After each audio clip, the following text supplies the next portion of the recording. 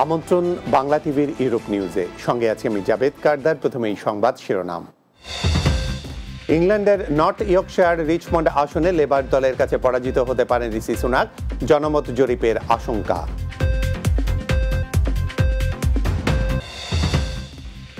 কমছে ব্রিটেনের মুদ্রাস্ফীতি, বলছেন অর্থনীতিবিদরা।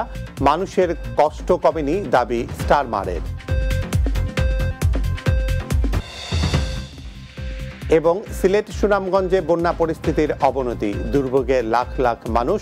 মৌলভীবাজারে পানিতে ডুবে 2 জনের মৃত্যু।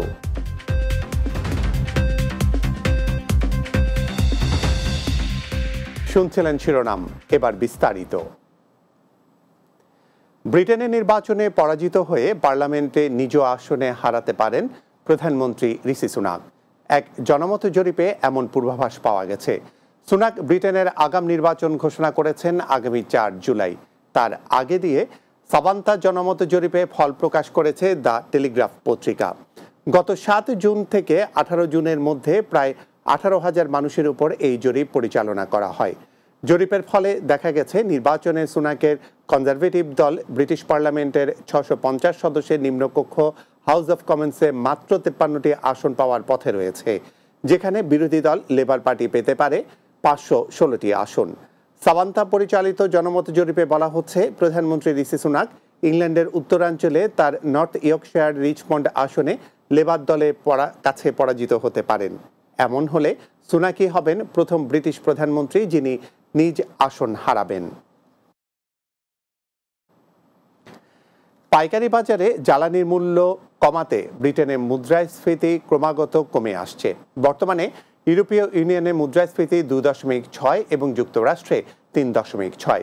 রাশিয়া ইউক্রেনের আক্রমণের পর থেকেই ব্রিটেনের মুদ্রাস্ফীতি ক্রমাগত বাড়তে থাকে, যা সর্বোচ্চ 11.2% ঠেকেছিল। সরকারের কঠোর মুদ্রানীতির কারণে যা এখন এককাঙ্ক্ষিত অবস্থায় এসে পৌঁছেছে। ব্যাংক অফ ইংল্যান্ডের সুদের হার নির্ধারণী বৈঠকের একদিন আগেই এ তথ্য প্রকাশিত হলো। এই মুহূর্তে ব্যাংক সুদের হার না কমলেও ধারণা করা হচ্ছে আগস্ট মাস থেকেই কেন্দ্রীয় ব্যাংকের সুদের হার কমতে শুরু করবে। যদিও ক্ষমতাসীন কনজারভেটিভ দল একে তাদের সাফল্য বলছেন, অন্যদিকে লেবার নেতা কিয়ার স্টারমার বলছেন মুদ্রাস্ফীতি কমলেও মানুষের জীবনযাপনে অনেক কষ্ট হচ্ছে। This is a very positive step, shows that the plan we put in place is working. Inflation back to target. It was 11% when I became Prime Minister. I said it was a priority to bring it down so that people can start now to feel an ease in the cost pressures. Prices are coming down. It doesn't mean that mortgages are coming down. And if there's one thing that's been picked up on this campaign trail over and over again, it's people being fed up with the government, sort of saying, oh, you need to thank us now, we're turning a page, everything's fine. এবার বাংলাদেশ প্রসঙ্গ। কয়েকদিনের টানা ভারী বর্ষণ ও পাহাড়ি ঢলে মৌলভীবাজার ও সুনামগঞ্জের সার্বিক বন্যা পরিস্থিতির অবনতি হয়েছে। পানিবন্দী মানুষ ছুটছেন আশ্রয় কেন্দ্রে। রাস্তাঘাট তলিয়ে যাওয়ায় অনেক স্থানে যোগাযোগে ভোগান্তি বেড়েছে। প্রতিনিধিদের পাঠানো প্রতিবেদন জানাচ্ছেন সুরাইয়া সীমা। মৌলভীবাজারে কয়েকদিনের টানা ভারী বর্ষণ ও পাহাড়ি ঢলে 7টি উপজেলায় বন্যা দেখা দিয়েছে। পানিবন্দী রয়েছেন প্রায় 3 লাখ মানুষ। জেলার বন্যা কবলিত এলাকার অধিকাংশ গ্রামীণ রাস্তা, ঘরবাড়ি ও শিক্ষা প্রতিষ্ঠান তলিয়ে গেছে।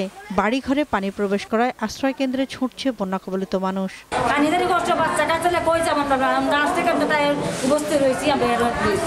আমাদের এখানে পানি উঠিয়া পুরো অবস্থা সিরিয়াস।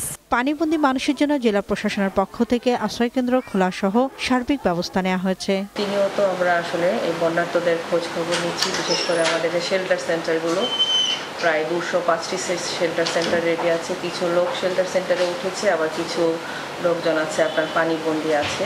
মৌলভীবাজার পানি উন্নয়ন বোর্ডের নির্বাহী প্রকৌশলী বলছেন, সবকটি নদীর পানি বিপদসীমার উপর দিয়ে প্রবাহিত হচ্ছে। টানা বৃষ্টির কারণে প্রায় 44টি নদী পয়েন্ট ক্ষতিগ্রস্ত হয়েছে। অতিবৃষ্টির কারণে ধলাই এবং মনু, কুশিয়ারা, লাগাটা ও জুরি সহ বিভিন্ন নদীর প্রায় 44টি পয়েন্টে ক্ষতিগ্রস্ত হয়। এদিকে সুনামগঞ্জে বন্যা পরিস্থিতি আরো অবনতি হয়েছে। ফলে 3000-এরও বেশি বর্গ কিলোমিটারের এই জেলা এখন বানের জলে ভাসছে। পরিস্থিতির অবনতি হওয়ায় সুনামগঞ্জ সদর, তাহিরপুর, দোয়ারাবাজার ও ছাতক উপজেলার মানুষ ঘরবাড়ি ফেলে জীবন বাঁচাতে ছোট নৌকা করে আশ্রয় কেন্দ্রে যাচ্ছেন। এই হারা দিন ধরে বাচ্চা কাচ্চালে উপাস গ্রামগঞ্জের যে সুরমা নদীটা এটা এই নদীটা যদি খরণ হয় তাইলে আমরা অল্প বৃষ্টি বন্ধ হইতে আসলাম। জেলা প্রশাসক বলছেন বন্যা মোকাবিলা করার জন্য ইতিমধ্যে সব প্রস্তুতি নেওয়া হয়েছে। আশ্রয় কেন্দ্রগুলো খুলে দেওয়া হয়েছে, যাদের প্রয়োজন তারা আশ্রয় কেন্দ্রগুলোতে আশ্রয় নিচ্ছে। আমাদের প্রশাসনের পক্ষ থেকে সর্বাত্মক সহযোগিতা এই আশ্রয় কেন্দ্র সহ সার্বিক বিষয়ে অব্যাহত রয়েছে। Desk report, Bangla TV. ভারী বর্ষণ ও পাহাড়ি ঢলে হবিগঞ্জের মাধবপুর উপজেলার সোনাই নদীর আন্দিউরা ইউনিয়নের হরিশ্যামা মরারচর এলাকায় প্রতিরক্ষা বাঁধ ভেঙে পানি প্রবেশ করে বিস্তীর্ণ এলাকায় ফসলি জমি প্লাবিত হয়েছে। গ্রামীণ রাস্তাঘাটে পানি প্রবেশ করায় কয়েক হাজার মানুষ দুর্ভোগের মধ্যে পড়েছে। গত দুদিনে ভারী বর্ষণ ও সীমান্তের উপর থেকে নেমে আসা পানির তোড়ে মাধবপুর উপজেলার সোনাই নদীর হরিশ্যামা মরারচর এলাকায় প্রতিরক্ষা বাঁধে ভাঙন দেখা দেয়। পরে ভাঙন দিয়ে দ্রুত বিস্তীর্ণ এলাকা পানি ঢুকে পড়ে। এতে হবিশ্যামপুর, দুর্গাপুর, বারচান্দুরা, বাকশাইল, আন্দিউরা, আরিয়া সহ বিভিন্ন গ্রামের রাস্তাঘাট, ফসলি জমি পানিতে নিমজ্জিত হয়ে যায়। অনেক পুকুরে পানি প্রবেশ করে মাছ ভেসে গেছে। উপজেলা নির্বাহী অফিসার AKM ফয়সাল সোনাই নদীর ভাঙন এলাকা পরিদর্শন করেছেন। মৌলভীবাজারে বন্যার পানিতে ডুবে সাদি ও হৃদয় দুইজনের মৃত্যু হয়েছে। বৃহস্পতিবার দুপুরে সদর উপজেলায় চাঁদনী ঘাট ইউনিয়নের পশ্চিমা শ্যামেরকোনা এলাকায় এই ঘটনা ঘটে। নিহতরা হলেন পশ্চিম শ্যামেরকোনা গ্রামের পচন মিয়ার ছেলে সাদি মিয়া ও একই গ্রামের জমির মিয়ার ছেলে হৃদয় মিয়া। তাদের মৃত্যুর খবরে মৌলভীবাজার জেলা প্রশাসকের পক্ষ থেকে দুজনকে 25,000 টাকা করে 50,000 টাকার অনুদান প্রদানের ঘোষণা দেয়া হয়। সিলেট ও সুনামগঞ্জে বন্যার্থদের জন্য দুর্যোগ ব্যবস্থাপনা ও ত্রাণ মন্ত্রণালয়ে 1,100 মেট্রিক টন চাল, নগদ 90 লাখ টাকা ও 12,000 প্যাকেট শুকনো খাবার বরাদ্দ দিয়েছে। দুর্যোগ ব্যবস্থাপনা ও ত্রাণ প্রতিমন্ত্রী মোহাম্মদ মুহিবুর রহমান বুধবার রাতে সিলেট সার্কিট হাউসে সংবাদ সম্মেলনে এই বরাদ্দের ঘোষণা দেন। এছাড়াও সিলেট ও সুনামগঞ্জ জেলায় শিশু খাদ্যের জন্য 20 লাখ টাকা ও গোখাদ্যের জন্য 20 লাখ টাকা বরাদ্দ দেওয়া হয়েছে। এই সময় উপস্থিত ছিলেন প্রবাসী কল্যাণ ও বৈদেশিক কর্মসংস্থান প্রতিমন্ত্রী শফিকুর রহমান চৌধুরী, সংসদ সদস্য হাবিবুর রহমান হাবিব ও সিলেট সিটি মেয়র আনারুজ্জামান চৌধুরী সহ অনেকে।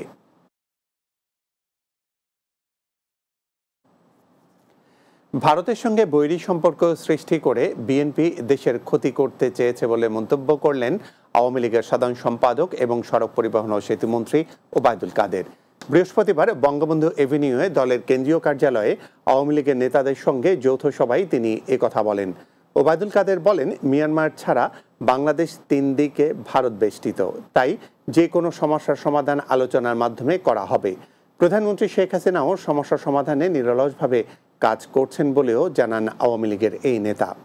জাতীয় স্বার্থ বিকিয়ে কারোর সঙ্গে সম্পর্ক রাখা হবে না বলেও জানান ওবায়দুল কাদের। এছাড়া সিলেটের বন্যা পরিস্থিতির বিষয়ে দলের নেতাকর্মীদের উদ্ধার ও ত্রাণ কার্যক্রমে অংশ নেওয়ার আহ্বান জানান। প্রধানমন্ত্রী নিয়মিত সিলেট অঞ্চলে বন্যা পরিস্থিতি খোঁজখবর নিচ্ছেন, উদ্ধার কাজ এবং ত্রাণ কাজে অংশগ্রহণের জন্য আহ্বান করেছেন। তারা ভারতের সাথে বৈরী সম্পর্ক সৃষ্টি করে বাংলাদেশেরই সবচেয়ে বেশি ক্ষতি করেছে, যেটা আমরা করতে চাই না। সম্মানজনক পারস্পরিক আমরা কূটনীতি চাই। বাংলা টিভির ইউরোপ নিউজে নিচ্ছি ছোট্ট একটা বিরতি। ফিরে এসে অন্যান্য খবরের সঙ্গে আরো যা থাকছে। লন্ডনে 5 গুণীজনকে সংবর্ধনা দিল রাজনগর ওয়েলফেয়ার সোসাইটি UK। উপস্থিত ছিলেন কমিউনিটি নেতারা।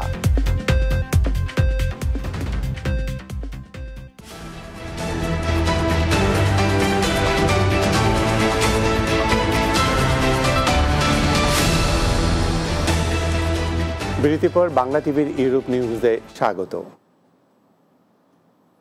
বর্ণাঢ্য আয়োজনে বিভিন্ন শ্রেণী পেশার বিপুল সংখ্যক মানুষের উপস্থিতিতে লন্ডনে 5 গুণীজনকে সংবর্ধনা দিয়েছে রাজনগর ওয়েলফেয়ার সোসাইটি UK। মঙ্গলবার রয়্যাল ভিক্টোরিয়া ডকের ক্রাউন প্লাজা হোটেলের হলরুমে এই সংবর্ধনা দেয়া হয়। সংবর্ধিতরা হলেন বিবিসিসিআই এর সভাপতি সাইদুর রহমান রানু, বিসি এর সভাপতি অলি খান বেলাল MBE, বিবিসিসিআই এর ট্রেজারার আতাউর রহমান কুটি, ইউকে বিসিসিআই এর প্রেসিডেন্ট ডক্টর MD মাওলা মিয়া ও এশিয়ান কারি অ্যাওয়ার্ডের চেয়ারম্যান ইয়াউর খান। অনুষ্ঠানে অতিথি হিসেবে উপস্থিত ছিলেন টাওয়ার হ্যামলেটস কাউন্সিলের স্পিকার সাইফুদ্দিন খালেদ, ক্যামডেন কাউন্সিলের mayor Samata Khatun, councillor Rahima Rahman, channel S এর ফাউন্ডার মাহি ফেরদৌস জলিল এবং NTV ইউরোপ CEO সাবরিনা হোসেন। অনুষ্ঠানে স্বাগত বক্তব্য রাখেন সংগঠনের সভাপতি আব্দুল হান্নান তরফদার, রুহের ইসলাম দুদু, মইনুল ইসলাম ও আব্দুস সালাম সহ আরো অনেকে। ন্যাশনাল আইডি কার্ড নিয়ে বাংলাদেশের নির্বাচন কমিশনার মোহাম্মদ আলমগীরের সাথে এক মতবিনিময় সভা করেছে বার্মিংহামে নিযুক্ত বাংলাদেশের সহকারী হাইকমিশন। হাইকমিশন অফিসে আয়োজিত সভায় সভাপতিত্ব করেন সহকারী high commissioner Mohammad Alimuzzaman. Chief councillor Swarnali চন্দার সঞ্চালনায় অনুষ্ঠানে প্রধান অতিথি মোহাম্মদ আলমগীর জানান, শীঘ্রই বার্মিংহাম থেকেও NID কার্যক্রম শুরু করা হবে। এই সময় অন্যান্যের মধ্যে বক্তব্য রাখেন মুক্তিযোদ্ধা MA Hamid, Faizur Rahman Chowdhury MBE, doctor MA খালিক, আব্দুর রশিদ ভূঁইয়া ও নুরুল ইসলাম বেলাল সহ আরো অনেকে।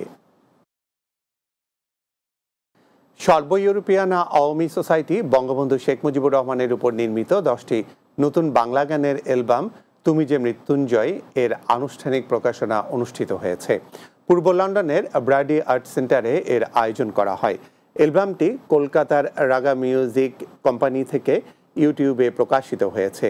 এটি গ্রন্থনা ও পরিকল্পনা করেছেন সংগঠনের উপদেষ্টা ডক্টর আনারুল হক এবং সুর ও সঙ্গীত পরিচালনা করেন সঙ্গীত শিল্পী সোমেন অধিকারী। প্রকাশনা অনুষ্ঠানে সভাপতিত্ব করেন অ্যাডভোকেট TM জানে আলম। অনুষ্ঠানে প্রধান অতিথি হিসেবে অনলাইনে যুক্ত হয়ে অনুষ্ঠানটির শুভ প্রকাশনা ঘোষণা করেন লেফটেন্যান্ট কর্নেল মোহাম্মদ ফারুক খান। বিশেষ অতিথি হিসেবে উপস্থিত ছিলেন যুক্তরাজ্য আওয়ামী লীগের সভাপতি সুলতান মাহমুদ শরীফ, যুক্তরাজ্য আওয়ামী লীগের সাধারণ সম্পাদক সৈয়দ সাজিদুর রহমান ফারুক, বার্মিং ও ডেকেনহাম বাড়ার মেয়র মঈন কাদরি, যুক্তরাজ্য আওয়ামী লীগের সাংগঠনিক সম্পাদক আব্দুল আহাদ চৌধুরী সহ আরো অনেকে। বার্মিংহাম ইয়ার্ডলি গোলচত্বরে বেপরোয়া গাড়ি থেকে ধাক্কা লেগে এক ব্রিটিশ নাগরিক বাইসাইকেলে আরোহী ঘটনাস্থলেই নিহত হয়েছেন। বার্মিংহামের সুপরিচিত এই ব্যক্তির নাম সৈয়দ হেলাল আলী। তিনি শখের বশে সাইকেল চালাচ্ছিলেন বলে জানা গেছে। মৃত্যুকালে তার বয়স হয়েছিল মাত্র 48 বছর। ডাক্তারসহ অ্যাম্বুলেন্স ক্রুরা দুর্ঘটনার পরপরই ঘটনাস্থলে ছুটে এসে তাকে মৃত বলে নিশ্চিত করে। বিবাহিত জীবনে হেলাল আলী 3 ছেলে ও 1 মেয়ের জনক ছিলেন। তার গ্রামের বাড়ি সিলেটের জগন্নাথপুর উপজেলার করিমপুর গ্রামে।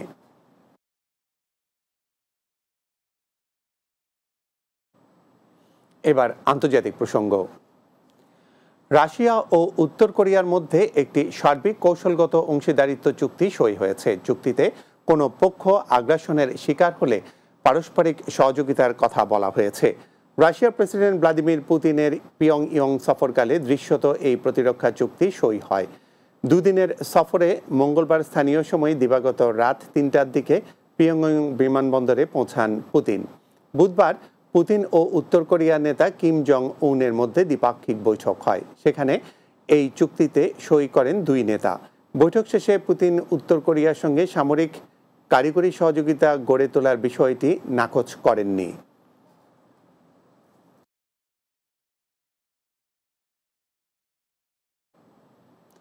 শেষ করব বাংলা টিভির ইউরোপ নিউজ।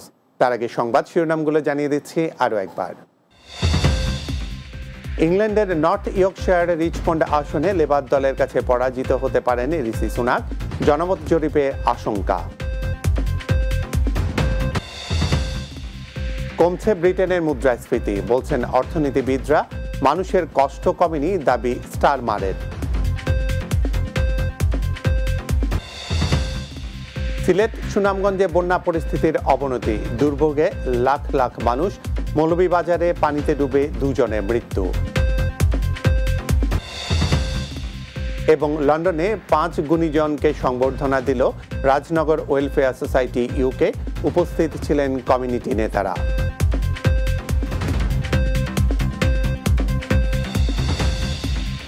এই ছিল বাংলা টিভির ইউরোপ নিউজে। এতক্ষণ সঙ্গে থাকার জন্য ধন্যবাদ সবাইকে।